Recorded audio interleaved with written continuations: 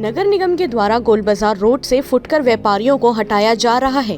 इसको लेकर व्यापारियों को काफी आक्रोश है। व्यापारियों का कहना है कि 40 वर्षों से यहां व्यापार कर रहे हैं, अचानक नगर निगम के द्वारा कार्यवाही किया जा रहा है। इसे लेकर व्यापारियों ने कांग्रेस नेता दिलीप चौहान की अगुवाई में महापौर एजाज ढेबर को ज्ञापन सौंपा। फुटकर व्यापारी जो गोल बाजार में किनारे विगत काफ़ी वर्षों से जो वहाँ पर दुकान लगाते हैं और वो जो रोड में बैठ के 200-400 रुपये रोज का कमाते हैं, उनको नगर निगम के द्वारा खदेड़ा जा रहा था स्मार्ट सिटी के कारण। तो हमने महापौर एजाज ढेबर से मुलाकात की और उनसे मांग की थी। भाई महापौर ने हमको आश्वस्त किया कि स्मार्ट सिटी बनेगा, लेकिन किसी भी गरीब की रोजी रोटी नहीं छीनी जाएगी। जो लोग रोड में व्यापार कर रहे हैं उनको सस्ती मार्केट में पाटा दिया जाएगा, उनको लाइसेंस बना के दिया जाएगा ताकि उनका व्यापार सुचारू रूप से चल सके।